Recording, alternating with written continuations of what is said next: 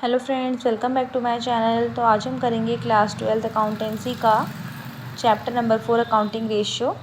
Accounting ratios की पिछली videos में आपको कंप्लीट थ्योरी और नंबर 1 जो लिक्विडिटी रेशियो है उसके जितने भी पार्ट्स है, करंट रेशियो, लिक्विड रेशियो, वो सब मैंने आपको एक्सप्लेन कर दिए थे विद न्यूमेरिकल्स। इस वीडियो में मैं आपको बताऊँगी लिक्विडिटी रेशियो का नंबर 2 जो रेशियो होता है सॉल्वेंसी रेशियो। और सॉल्वेंसी रेशियो क्या रेशियो होता है? जो किसी भी फर्म की लॉन्ग टर्म फाइनेंशियल पोजीशन को बताता है। इसके अंदर हमें 4 टाइप्स के रेशियो एक्सप्लेन करने होंगे, जैसे कि डेब्ट to equity ratio, total assets to डेब्ट रेशियो, प्रोप्राइटरी रेशियो और इंटरेस्ट कवरेज रेशियो। तो सबसे पहले हम नंबर 1 डेब्ट टू इक्विटी रेशियो पे आते हैं। डेब्ट to equity ratio is computed to assess long term financial soundness of the enterprise. डेब्ट टू इक्विटी रेशियो क्यों कैलकुलेट करते हैं? जो कि लॉन्ग टर्म फाइनेंशियल साउंडनेस किसी भी एंटरप्राइज की हमें बताता है। डेब्ट टू इक्विटी रेशियो का जो फॉर्मूला होता है वो होता है डेब्ट अपॉन इक्विटी। क्या होता है? डेब्ट अपॉन इक्विटी। अब इसमें हमें डेब्ट भी फाइंड करना होता है और इक्विटी भी फाइंड करनी होती है। कुछ क्वेश्चंस में डेब्ट और इक्विटी निकले हुए दे रखे होते हैं, तो हम इजीली वैल्यूज पुट करके डेब्ट टू इक्विटी रेशियो निकाल लेते हैं। बट कुछ क्वेश्चन में हमें डेब्ट या फिर इक्विटी फाइंड करना होता है और उसको फाइंड करके ही हम बता पाते हैं कि डेब्ट टू इक्विटी रेशियो क्या आया है। ठीक है, तो डेब्ट निकालने के लिए काफ़ी फॉर्मूलाज हैं, जैसे कि long term borrowings, long term provision, इन सबको ऐड करके आप डेब्ट निकाल लेंगे, या फिर टोटल डेब्ट में से करंट लायबिलिटी को अगर आप माइनस कर देंगे तो जो डेब्ट वो बचेगा वो डेब्ट होगा।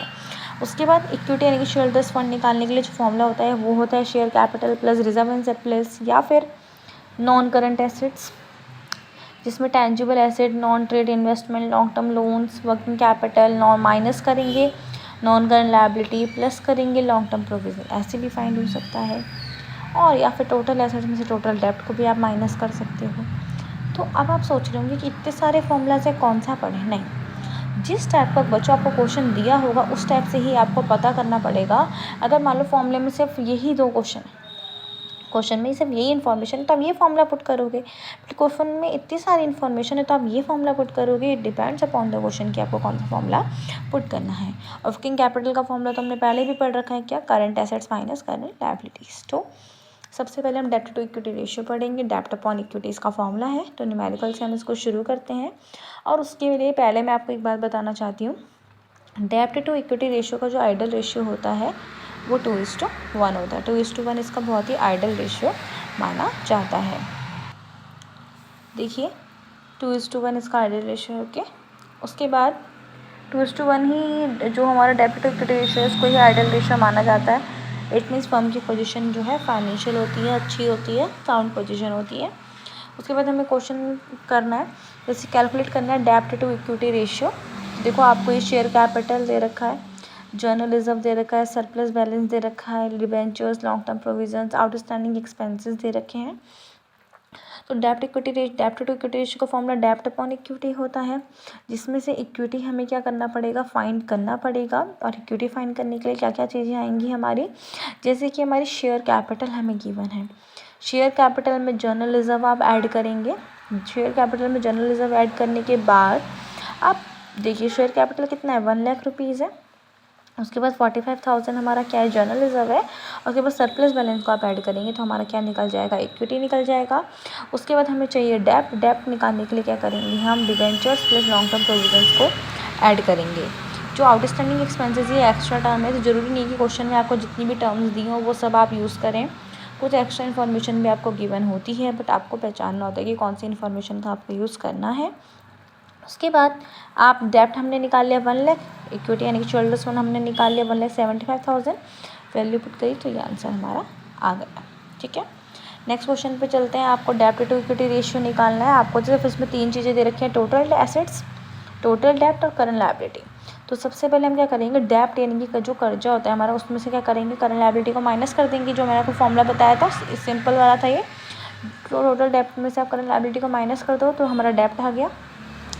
उसके बाद टोटल एसेट्स है। टोटल एसेट्स कैसे निकलेंगी?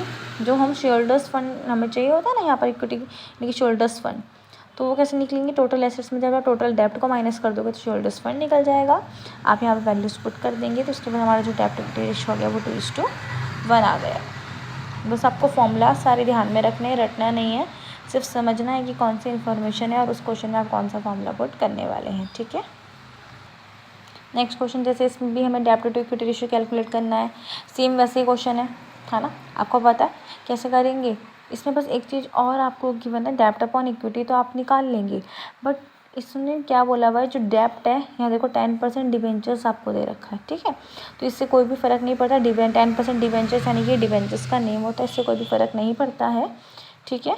उसके बाद हम क्या करेंगे, ये जो आपको शेयरहोल्डर्स फंड में दो चीज़ें दे रखी हैं, इक्विटी शेयर कैपिटल और क्या दे रखा है आपको, रिजर्व एंड सरप्लस आपको दे रखा है। तो इन दोनों को आप क्या कर दोगे, ऐड कर दोगे, तो क्या निकल जाएगा हमारा, इक्विटी यानी कि शेयरहोल्डर्स फंड निकल जाएगा। उसके बाद 10% डिबेंचर्स यानी कि हमें जो डेब्ट है वो निकला हुआ दे रखा है, कितना, 6,12,500। आप फॉर्मूले में वैल्यू पुट करिए और आपका आंसर आ जाएगा, ठीक है।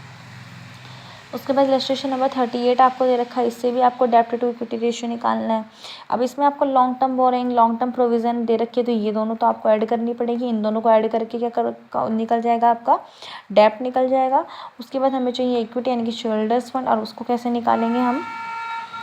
अब देखो इस बार मैंने जो आपको बड़ा वाला फॉर्मूला पढ़ाया था, इसमें वो फॉर्मूला यूज़ हो रहा है, क्यों, क्योंकि यहाँ पर आपको नॉन करंट और करंट एसेट्स भी दे रखी हैं, और इक्विटी शेयर होल्डर्स फॉर्मूला होता है non current assets plus current assets, और करंट एसेट्स में क्या माइनस करते हैं, उसके बाद हम जो भी लॉन्ग टर्म बोरिंग्स है, प्रोविजन से, करंट लायबिलिटी, उनको प्लस करके हम इन तीनों को प्लस करो, ठीक है, इन दोनों को प्लस करो और इसमें से इसको क्या कर दोगे, माइनस कर दोगे, तो क्या निकल जाएगा, इक्विटी यानी कि शेयर होल्डर्स फंड कितना, 1 लाख, और 3 लाख हमारी क्या आ रही है, डेब्ट आ रही है। तो डेब्ट upon equity 3 lakh upon 1 lakh, that is 3:1।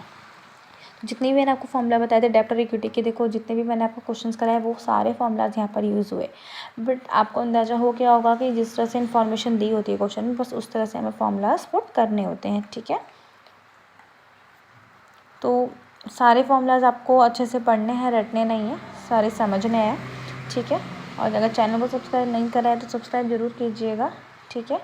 इसके आगे जो क्वेश्चंस हैं, नेक्स्ट जो रेशियो है वो मैं आपको नेक्स्ट वीडियो में कराऊंगी। मिलते हैं नेक्स्ट वीडियो में। Thanks for watching.